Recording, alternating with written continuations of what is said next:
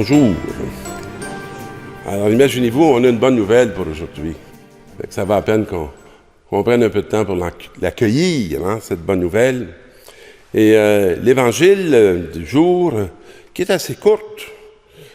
Alors, Jésus avait dit aux Juifs, « Je suis le bon pasteur », entre parenthèses, le vrai berger. Il leur dit encore, « Mes brebis écoutent ma voix, moi je les connais et elles me suivent. Et moi, je vais leur donner la vie éternelle. » Bon. Moi, je suis prêt à prendre ça tous les jours. Souvent, je me lève le matin, là, puis je sens pas que ma vie est trop éternelle, à de la lourdeur. Fait que là, j'ai dit, là, écoute, là, au père, ce que tu as dit que tu étais pour opérer, là, parce qu'il va falloir que ça prenne plus de dynamisme. Hein? Et jamais elles vont périr, mes brebis. Personne ne va les arracher de ma main. Et mon Père qui me les a donnés est plus grand que tout et personne ne peut rien arracher de la main du Père. Fait que savez-vous, on est dans la main de qui? On est dans la main du Père. Alors moi, je suis tellement content de ne pas être dans les mains du monde, mais dans les mains du Père. Hein? C'est là que je me retrouve. C'est là que je suis bien, puis c'est là que je veux rester. Puis quand je suis trop bête, puis j'en sors, ben là, je me dis, mon Dieu, j'ai pas d'allure. Il y a un beau sacrement qui s'appelle celui du pardon. Je passe par là, puis là, je me retourne dans la main du Père. C'est parfait, hein? Il n'y a pas de problème, c'est là qu'il faut être. Alors, puis ça me touche beaucoup parce que je suis depuis 2 ans dans une des paroisses où je suis vicaire. Je suis vicaire dans 2 paroisses, là. Une, c'est Saint-Claude, puis l'autre, c'est Bon Pasteur. Je me retrouve avec le Bon Pasteur. Puis pourquoi je suis heureux, moi, d'être un prêtre? Hein? C'est parce que j'ai à conduire l'humanité dans les mains de Jésus-Christ. Alors ça, c'est libérant, mes amis, vous n'avez pas idée. Hein? Je ne suis pas obligé de prendre le monde sur mes épaules. Hein? Je les conduis à Jésus-Christ. Et puis je sais que Jésus-Christ va très bien s'en occuper. Alors, comment qu'on fait ça? Bon, toutes sortes de façons qu'on fasse ça. Là, si tu penses qu'il t'a envoyé dans les limites géographiques de ta paroisse, là, tu es bien mal pris. Parce que tu ne pourras plus parler aux autres qui ne sont pas de cette communauté-là, parce que tu dis, c'est pas vers eux qu'il m'a envoyé. Alors moi, c'est très clair, il m'a envoyé vers tout le monde. Alors, j'ai plus de limites. J'ai plus de limites. Le monde entier est ma limite.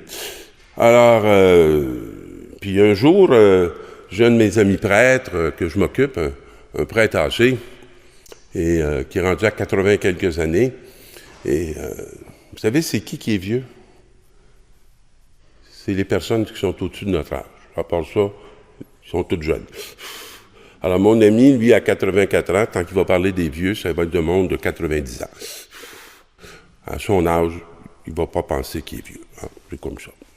Alors, donc, il me dit à Pierre, là, c'est mon ami Yves. Alors, Yves, c'est un itinérant qui l'a beaucoup accompagné dans sa vie. Et là, il est mort. Puis, ils m'ont demandé si je ferais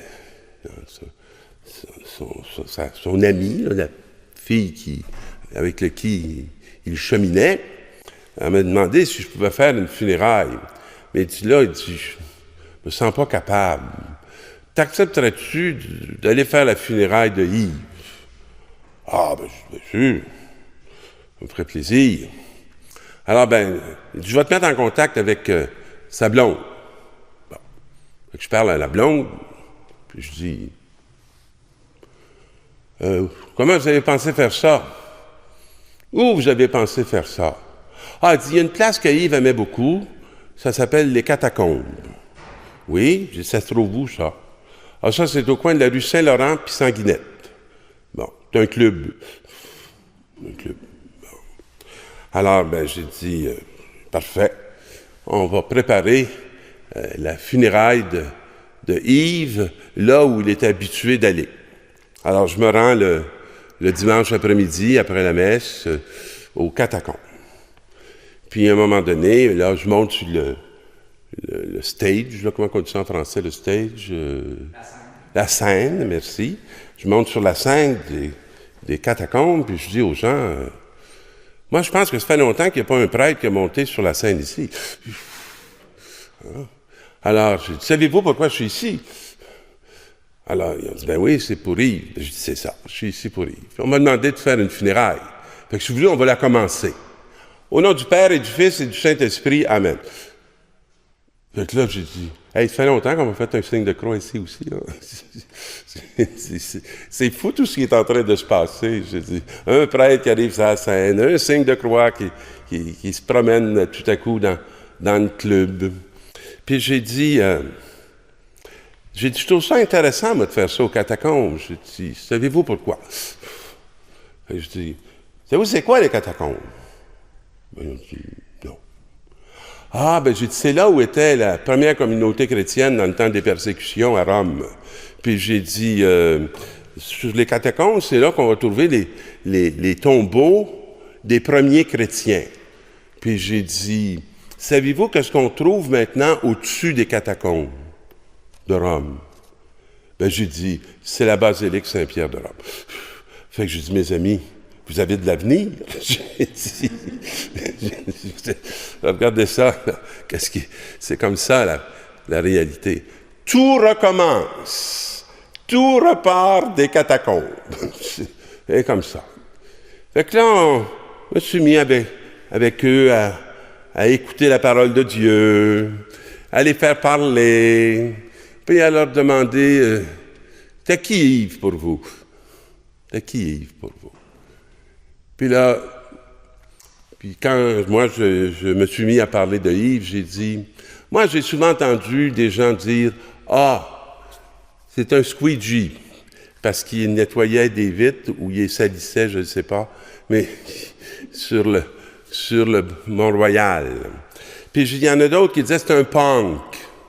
Puis il y en a d'autres qui disaient, c'est un itinérant. Puis il y en a qui disaient, c'est un raté.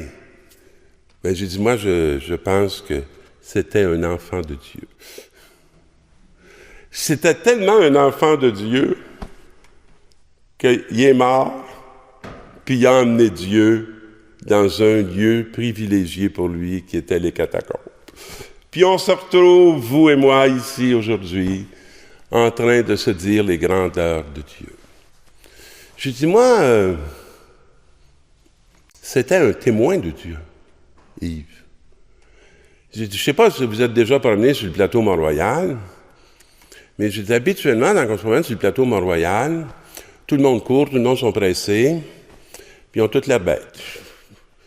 Puis j'ai dit, tout à coup, je tombais sur Yves. Il courait pas, il n'était pas pressé, puis il avait un grand sourire. Puis là, il parlait aux gens qui arrêtaient en voiture, puis il donnait une bonne nouvelle, il était content de les voir, puis j'ai dit, c'est un envoyé. C'est un envoyé de Dieu. Puis j'ai dit, on est là aujourd'hui, vous et moi, en train de reconnaître qui il était pour nous et qui il était pour ce monde dans lequel Dieu l'avait envoyé, porter une nouvelle, que nous n'étions pas là pour courir, que nous n'étions pas là pour nous essouffler, mais que nous étions là pour nous rencontrer. Il était une présence. Alors, personne ne peut les arracher de ma main.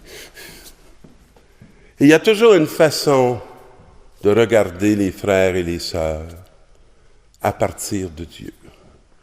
Parce que si on les regarde à partir du monde, les noms qu'on risque de leur donner vont être des jugements sur le bord d'une condamnation et qui va aboutir à une exclusion.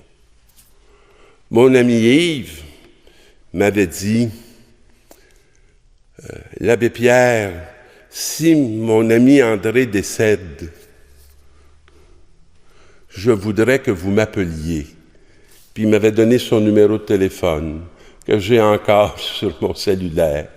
Mais c'est pas son ami André qui est mort, c'est lui. Et savez-vous qu'est-ce qui s'est passé après le décès de mon ami Yves? C'est que son frère, depuis ce temps, toutes les semaines, va visiter André.